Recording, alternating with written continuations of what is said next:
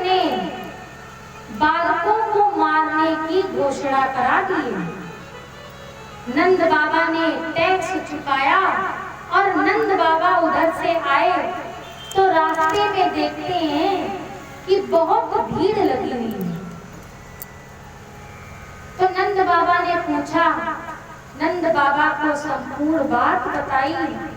तो नंद बाबा ने आज्ञा दी ब्रजवासियों से कि पूतना के शरीर के कई टुकड़े करो। अब ब्रजवासियों ने कई टुकड़े किए और लकड़ियां इकट्ठी की।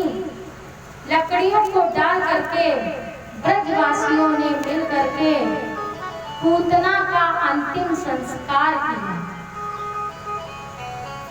भगवान को उठाया और उठा करके यशोदा मैया गौशाला में गई और गाय की पूंछ से झाड़ा लगा रही कि मेरे बालक के ऊपर नजर लग गई है। तो नजर न लगे इसलिए गाय की पूंछ से झाड़ा लगा रही है। इसके बाद भगवान को स्नान कराया। ब्राह्मणों ने वेद मंत्र बोले। इसके उपरांत भगवान श्याम सुंदर को पालने में पहुंचाया। आज नंद बाबा और मैया यशोदा ने 7 तिल के पहाड़ के लड्डू बनाए और उनका भी दोनों लोगों ने दान किया, क्योंकि यशोदा मैया सोच रही हैं कि मेरा लाला बच गया है। तभी तो छठी के दिन तक बालक और जो जन्म देती है माँ, तो सूतिका गृह में उसको अकेला नहीं छोड़ा जाता है। आज भी मान्यता है कि पूतना किसी न किसी रूप में आती जरूर है, चक्कर जरूर लगाती है। परीक्षित जी ने प्रश्न किया कि जब पूतना का शरीर जलाया गया, जब उसका अंतिम संस्कार किया गया, तो क्या पूतना के शरीर से दुर्गंध नहीं आ रही थी? क्योंकि ये पूतना राक्षसी है। तब श्री सुखदेव जी स्वामी बोले कि दुर्गंध नहीं, पूतना के शरीर से तो बड़ी सुगंध आ रही थी। बोले राक्षसी का शरीर जला और उसमें सुगंध आ रही थी, तो सुगंध क्यों निकल रही थी? तब सुखदेव जी ने एक प्यारा सा श्लोक राजा परीक्षित जी को सुनाया। अहो बकीयम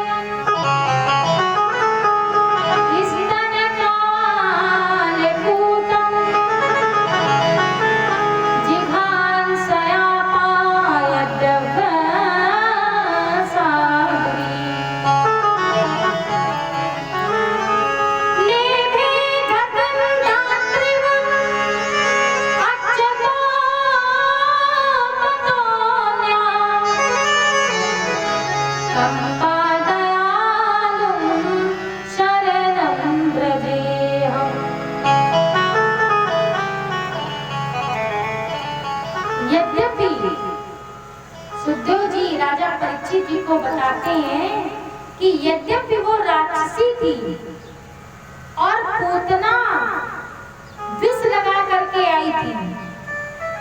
क्यों आई थी?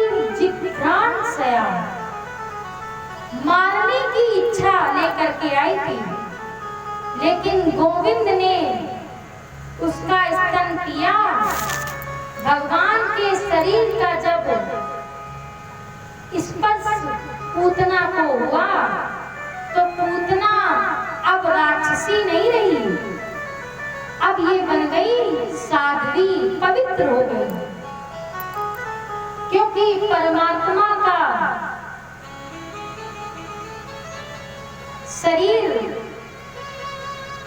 लोक पावन शरीर पूतना के शरीर से जब स्पर्श हो गया तो पूतना अब राक्षसी नहीं रही, वो तो हो गई साध्वी। वस्तु कितनी भी बुरी हो, भाग्य कितना भी बुरा हो, चाहे उसमें जंग लगी हो, लेकिन यदि पारस मणि का स्पर्श हो जाए तो लोहा सोना बन जाता है। तभी तो वर्णन किया है पारस परस उघात सुहानी। उघात माने जो बुरी धातु है वो भी पारस मणि के स्पर्श से अच्छी लगने लगती है।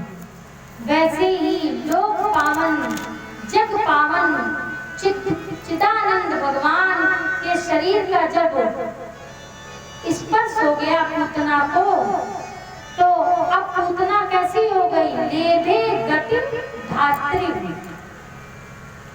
मैया यशोदा को जो सदगति मिलनी चाहिए वो आज गति किसको मिल रही है?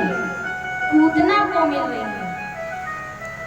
जो प्रेम, जो वात्सल्य, जो भक्ति, जो ममता, जो ऊंचाई यशोदा को मिलनी चाहिए, वो ऊंचाई भगवान पूतना को दे रहे हैं। वो सुख आज ठाकुर जी ने किसको दिया? पूतना को दिया। तभी तो श्लोक में वर्णन किया गया है कंबा दयालु शरणं व्रजेमि। ऐसे है दयालु भगवान, कंबा भगवान। कृष्ण से भी बड़ा कोई दयालु हो सकता है? राम से बड़ा कोई दयालु हो सकता है? कोई नहीं हो सकता। ऐसो को उदार जग माई, बिन सेवा जो द्रवई दीन पर, राम सरिस को नाई। ऐसा कोई नहीं है। मान लीजिए अभी कोई आ जाए और आरती में गाया जाता है तेरा तुझको अर्पण क्या लागे में, और 3 लोग के ठाकुर ही आ जाएं और कहें कि हमें 1 बीघा अपनी जमीन दे दो, तो हम भी उसी में शामिल हैं। हम लोग सभी लोग मिल करके ठाकुर जी से कह देंगे कि ये तो हम ऐसे ही गा रहे थे, हमारा भाव कुछ देने का नहीं है।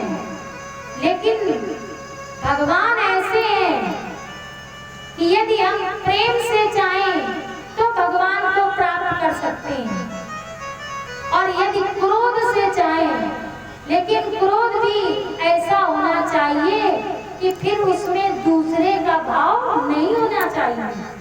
हम लोग जब पूजा करने बैठते हैं, माला करते हैं, तो माला में मन नहीं लगता है।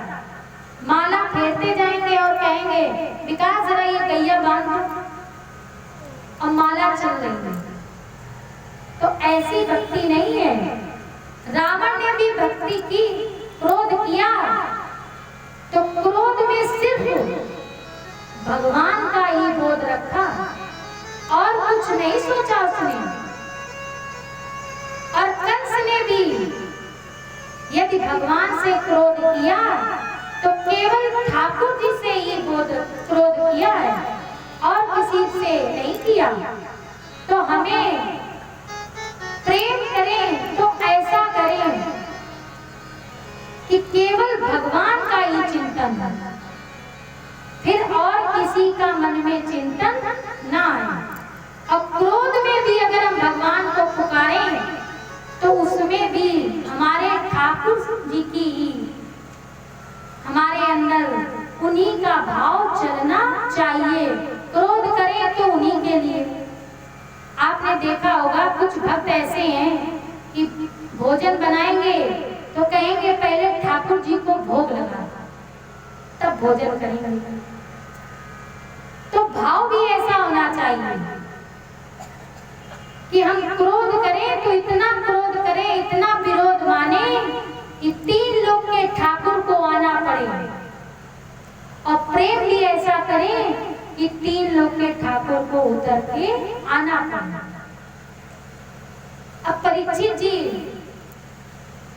क्या है भैया मोनू? कहाँ पहुँची मैं? तानपुरा बनाओ।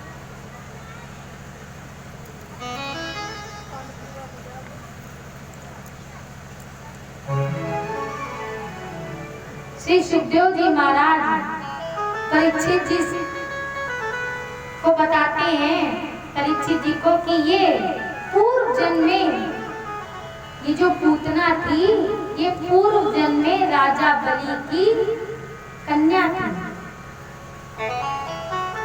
और इसका नाम था रत्नमाला। कल आपने प्रसंग सुना था ना, बलि बामन का चरित्र श्रवण किया था। तो जब भगवान बामन बन के गए हैं और रत्नमाला ने जब भगवान के रूप को देखा तो रूप देख करके मोहित हो गई और विचार करने लगी कि ऐसा सुंदर पुत्र अगर मुझे प्राप्त हो जाए तो मैं इसे गोद में उठा करके अपनी ममता इस पर लुटाऊं। और जो ही भगवान ने 3 कदम पृथ्वी मांगी और अपना विराट स्वरूप बनाया, तो ये रत्नमाला विचार करने लगी कि अरे ये तो बड़ा छलिया है। तो विचार किया रत्नमाला ने कि ऐसा छलिया बेटा यदि मेरे उत्पन्न हो जाए तो मैं उसको जहर दे करके मार दूं। भगवान ने विचार किया, सोचा कि ये दोनों प्रकार की कामनाएं, इच्छाएं किसके लिए कर रही है? कथा में किसी का मन नहीं लग रहा है, सोच रहे हैं कितने केला चढ़े हैं, कितने पुआ आए हैं।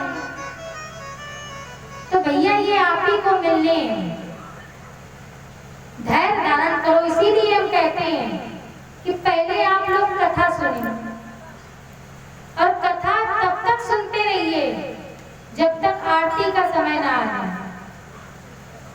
और यदि कथा अच्छी लगे तो पुआ चढ़ाओ और ना अच्छी लगे अपने घर में जाकर के खाओ। प्रेम से बोलिए राधे राधे।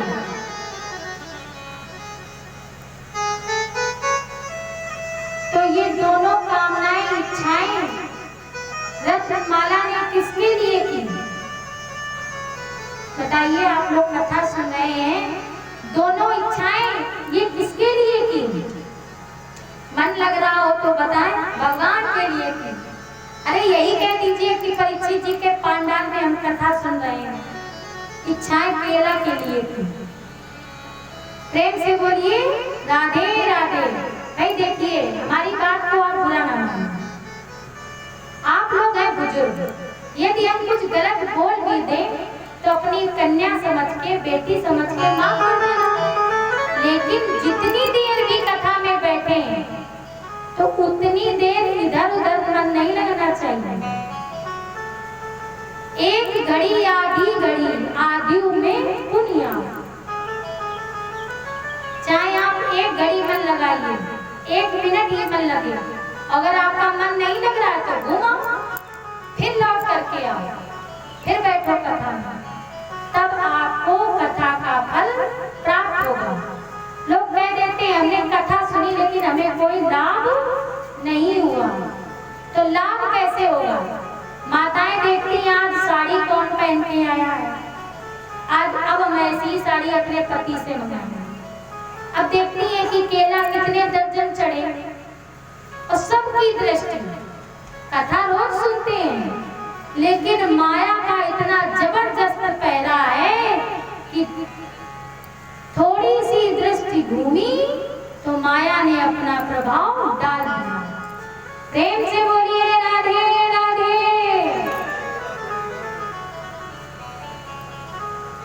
तो रत्नमाला विचार करने लगी, दोनों इच्छाएं इसने भगवान के लिए की, लेकिन इच्छाएं इसने, दोनों इच्छाएं किसके लिए की? ठाकुर जी के लिए। तो प्रेम और क्रोध भी हमें ऐसा करना चाहिए कि हमारी कामना, इच्छा जो भी है वो सब ठाकुर जी के लिए ही होनी चाहिए। और भगवान ऐसे ही हैं, कि जो इच्छा करियो मन माई, राम कृपा कछु दुर्लभ नहीं। अगर मन में भगवान के लिए कोई भी इच्छा आती है तो भगवान की कृपा उसको अवश्य ही प्राप्त होती है।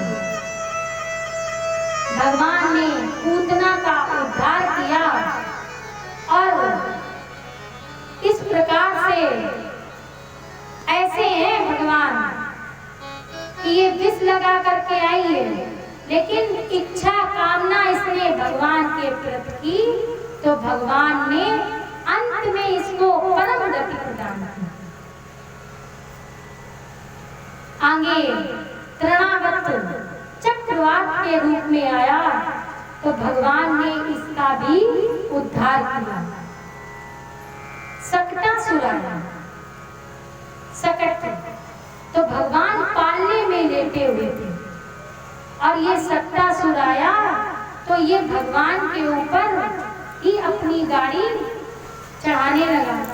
तो भगवान ने अपने पांव से सकट पांव मारा तो सकट का भी भगवान ने उद्धार किया।